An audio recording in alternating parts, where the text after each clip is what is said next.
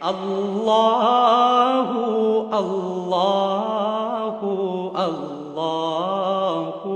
اللہ۔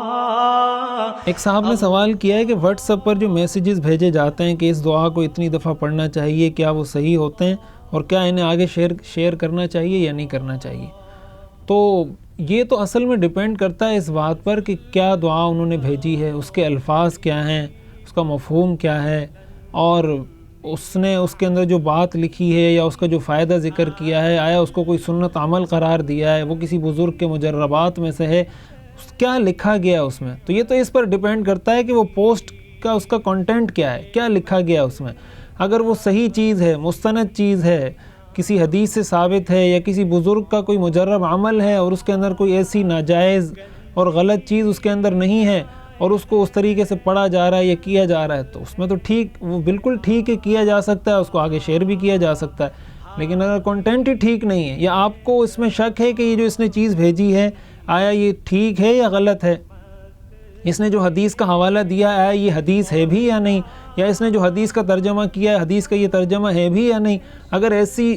کسی بات میں ڈاؤٹ ہو رہا ہو، شک ہو رہا ہو، تو ایسے موقع پر نہ اس پہ خود عمل کریں نہ اس کو آگے شیئر کریں۔ اس کا طریقہ یہ ہے کہ کسی مستند عالم دین کے پاس جائیں، کسی مفتی کے پاس جائیں، اپنی مسجد کے امام صاحب کے پاس جائیں، ان کو بتائیں کہ یہ ایک پوسٹ آئی ہے، یہ ایک ویڈیو آئی ہے، یہ ایک تحریر آئی ہے، اس کے اندر یہ ساری چیزیں لکھی ہیں، یہ ٹھیک ہے یا غلط ہے، میں اس پہ عمل کر سکتا ہوں یا نہیں کر سکتا، آگے شیئر کر سکتا ہوں یا نہیں کر سکتا۔ جب آپ کو مکمل اطمینان ہو جائے اس کے بعد اس پہ عمل کریں، اس کو آگے شیئر کریں، اگر وہ ٹھیک ہے غلط ہے تو اس کو چھوڑ دیں۔ لیکن ہمارے ہاں جس طریقے سے روا روی کے اندر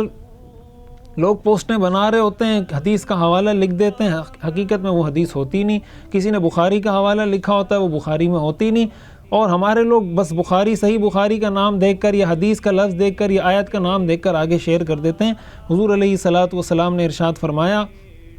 من کذب علی متعمدا فلیتبوأ مقعدہ من النار، جس نے میری طرف جان بوجھ کر جھوٹی بات منسوب کی وہ اپنا ٹھکانہ جہنم میں بنائے۔